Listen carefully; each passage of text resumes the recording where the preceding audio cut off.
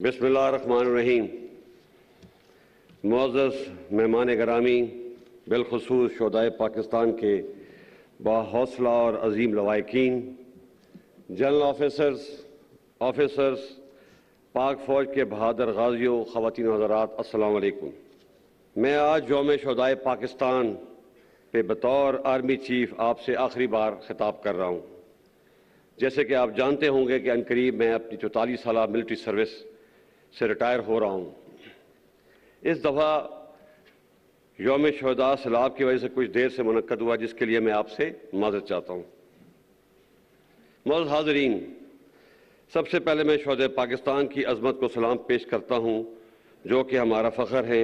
इनके साथ साथ इनके लवाहिकीन के हौसले और सब्र व इस्तकामत को भी दाद देता हूँ और उनको यकीन दिलाता हूँ कि फ़ौज कभी उनको तनहा नहीं छोड़ेगी और उनकी तमाम दुनियावी ज़रूरियात पूरी करने की भरपूर कोशिश करेगी। आर्मी कमान के 6 साल मुद्दत में हज़ारों शोहदा के घरों पे ताज़ियत के लिए गया और आफरीन है कि मैंने हमेशा इनके हौसलों को बुलंद पाया, जिसने मेरे हौसले को भी तक़वियत बख्शी।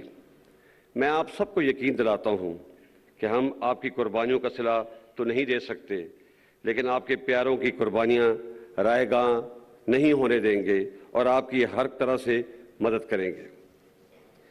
मौजूद हाज़रीन, पाकिस्तान फ़ौज के अजीम सिपाही ज़माना जंग हो या अमन, LOC हो या फाटा, बलूचिस्तान के संगलाक पहाड़ हो या सैचन की बर्फ़ पोश चोटियाँ, हर वक्त जान हथेली पर रख के मादरे वतन के दिफा पर ममूर रहते हैं और मुझे फ़ख्र है कि मैं 6 साल इस अजीम फ़ौज का सिपा सलार रहा हूँ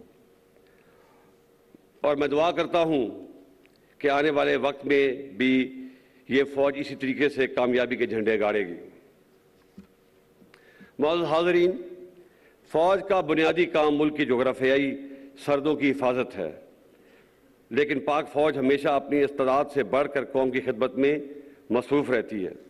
रिक्कोटिक का मामला हो या कारके का जुर्माना, फाटफ के नुकसान हो या मुल्क को वाइट लिस्ट से मिलाना या फाटा का इंतज़ाम करना, बॉर्डर पर बाड़ लगाना, कतर से सस्ती गैस मुहैया कराना या दोस्त मुल्कों से कर्ज का इजरा, कोविड का मुकाबला हो या टिड्डी दल का खात्मा, सैलाब के दौरान इमदादी कार्रवाई हो, फ़ौज ने हमेशा अपने मैंडेट से बढ़कर कौम की खिदमत की है और इंशाल्लाह करती रहेगी।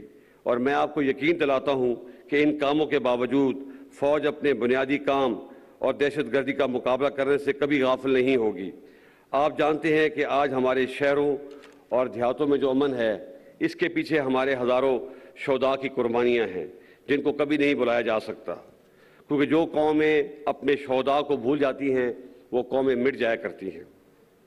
मौजूद हाज़रीन, मैं आज आपके सामने एक ऐसे मौजू पर भी बात करना चाहता हूँ जिस पे अमूमन लोग बात करने से गुरेज करते हैं, और ये बात 1971 में हमारी फ़ौज की साबका मशरक़ी पाकिस्तान में कारकर्दगी से मुतालिक है। मैं यहाँ पर कुछ हक़ायक़ दुरुस्त करना चाहता हूँ। सबसे पहले, साबका मशरक़ी पाकिस्तान एक फ़ौजी नहीं, एक सियासी नाकामी थी। लड़ने वाले फ़ौजों की तादाद 92,000 नहीं, सिर्फ 34,000 थी। बाकी लोग मुख्तलिफ गवर्नमेंट के डिपार्टमेंट्स में थे और इन 34,000 लोगों का मुकाबला 2.5 lakh Indian army, 2 lakh trend मुक्ति बैनी। अगेंस्ट दीज हैवी ऑड्स हमारी फ़ौज बहुत बहादुरी से लड़ी और बेमिसाल कुर्बानियाँ पेश की, जिसका इतराफ़ खुद Indian army chief field marshal Manek Shaw ने भी किया है। इन बहादुर गाजियों और शहीदों की कुर्बानियों का आज तक कौम ने इतराफ़ नहीं किया, जो कि एक बहुत बड़ी ज़्यादती है। मैं आज इस मौके का फ़ायदा उठाते हुए इन तमाम गाजियों और शहीदों को खराज तहसीन पेश करता हूँ और पेश करता रहूँगा। वो हमारे हीरो हैं और कौम को उन पर फ़ख्र होना चाहिए। आखिर में कुछ बातें आज के सियासी हालात के मुतालिक करना चाहूँगा। मैं काफ़ी सालों से इस बात पर गौर कर रहा था कि दुनिया में सबसे ज़्यादा इंसानी हकूक़ की पामाली यानी कि ह्यूमन राइट्स की वायलेशन हिंदुस्तानी फ़ौज करती है, मगर इनके अवाम कम व बेश ही इनको तनकीद का निशाना बनाते हैं। इसके बरक्स हमारी फ़ौज जो दिन रात कौम की खिदमत में मसरूफ़ रहती है, गाए बगाए तनकीद का निशाना बनती है। मेरे नज़दीक इसकी बड़ी वजह 70 साल से फ़ौज की मुख्तलिफ़ सूरतों में सियासत में मुदाखलत है, जो कि गैर आइनी है। इसलिए पिछले साल फरवरी में फ़ौज ने बड़ी सोच और विचार के बाद फैसला किया कि आइंदा फ़ौज किसी सियासी मामले में मुदाखलत नहीं करेगी। मैं आपको यकीन दिलाता हूं कि हम इस पर सख्ती से कारबंद हैं और आइंदा भी रहेंगे। ताहम इस आईनी अमल का खैर मकदम करने के बजाय कई हलकों ने फ़ौज को शदीद तनकीद का निशाना बनाकर बहुत गैर मुनासिब और गैर शाइस्ता ज़बान का इस्तेमाल किया। फ़ौज पे तनकीद अवाम और सियासी पार्टियों का हक है, लेकिन अल्फाज के चुनाव और इस्तेमाल में एहतियात बरतनी चाहिए। एक जाली और झूठा बयानिया बनाकर मुल्क में हैजान की कैफियत पैदा की गई और अभी इसी झूठे बयानिए से राह फरार इख्तियार की जा रही है। सीनियर मिलिट्री लीडरशिप को गैर मुनासिब अलकबात से पुकारा गया। मैं आपको वाज़ेह कर देना चाहता हूँ कि फ़ौज की क़यादत कुछ भी कर सकती है, लेकिन कभी भी मुल्क के मफाद के ख़िलाफ़ नहीं जा सकती।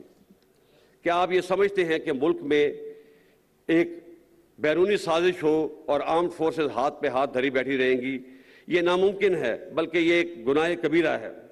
और जो लोग ये समझते हैं कि वो फ़ौज और अवाम में दरार डाल देंगे, वो भी हमेशा नाकाम होंगे।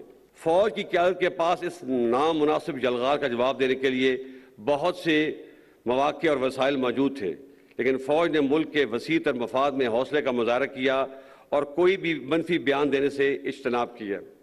लेकिन ये बात सबको ज़हन नशीन कर लेनी चाहिए कि इस सब्र की भी एक हद है। मैं अपने और फ़ौज के ख़िलाफ़ इस नामुनासिब और जारहाना रवैये को दरगुजर करके आगे बढ़ना चाहता हूँ, क्योंकि पाकिस्तान हम सबसे अफजल है।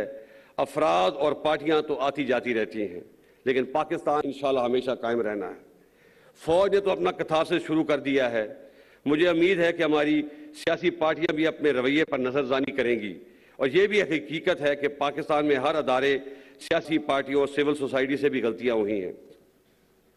हमें इन गलतियों से सबक सीखना चाहिए और आगे बढ़ना चाहिए। मौजूद हाज़रीन, मैं वसूख से कह सकता हूँ कि पाकिस्तान आज संगीन माशी मुश्किलात का शिकार है और कोई भी एक पार्टी पाकिस्तान को इस माशी बुरान से निकाल नहीं सकती, जिसके लिए सियासी इस्तेहकाम लाजिम है। अब वक्त आ गया है कि तमाम स्टेक होल्डर अपनी ज़ाती अना को एक तरफ रखते हुए माजी की गलतियों से सीखें और आगे बढ़ें और पाकिस्तान को इस बुरान से निकालें। इसके साथ साथ हमें जमहूरियत की रूह को समझते हुए और अदम बर्दाश्त की फ़ज़ा को ख़त्म करते हुए पाकिस्तान में एक सच्चा जमहूरी कल्चर अपनाना है। 2018 के इलेक्शनों में बाज़ पार्टियों ने RTS के बैठने को बहाना बनाकर जीती हुई पार्टी को सिलेक्टेड का लक़ब दिया और 2022 में एतमाद का वोट खोने के बाद एक पार्टी ने दूसरी पार्टी को इम्पोर्टेड का लक़ब दिया। हमें इस रवैये को रद्द करना होगा। हार जीत सियासत का हिस्सा है और हर पार्टी को अपनी फतह और शिकस्त को कबूल करने का हौसला पैदा करना होगा, ताकि अगले इलेक्शन में एक इम्पोर्टेड या सिलेक्टेड गवर्नमेंट के बजाय इलेक्टेड गवर्नमेंट आए। जमहूरियत हौसला बर्दाश्त और अवाम की के राय आमा के एहतराम का नाम है। अगर पाकिस्तान ने आगे बढ़ना है तो हमें अदम बर्दाश्त और मैं न मानूं के रवैये को तर्क करना होगा। मौजूद हाज़रीन, हमारे लिए पाकिस्तान नेमत खुदाबंदी है। हमारा वजूद इसकी सलामती और बका से वाबस्ता है। इसकी आज़ादी और इस्तेहकाम के लिए शोहदा ने बेपनाह कुर्बानियाँ दी हैं और हमें उन पर फ़ख्र है। मैं शोहदा के लवाहिकीन का शुक्रिया अदा करता हूँ जिन्होंने इस तकरीब में आकर इस तकरीब को रौनक बख्शी। आप सब पूरी कौम का सरमाया इफ्तिखार हैं। ये तजदीद अहद का दिन है। आइए मिलकर यह अहद करें कि हम अपने शोहदा और गाजियों की ताबिंदा तारीख को हमेशा ज़िंदा रखेंगे और मिलकर पाकिस्तान की और बेहतरी और तरक्की में अपना किरदार अदा करेंगे। मादरे वतन की हिफाजत और सालमियत हमारा अव्वलीन फ़र्ज़ है और रहेगा, जिसको निभाने के लिए हम किसी भी कुर्बानी से दरेग नहीं करेंगे। अल्लाह ताला हमारा हामी व नासिर हो। पाक फ़ौज जिंदाबाद, पाकिस्तान पाइंदाबाद।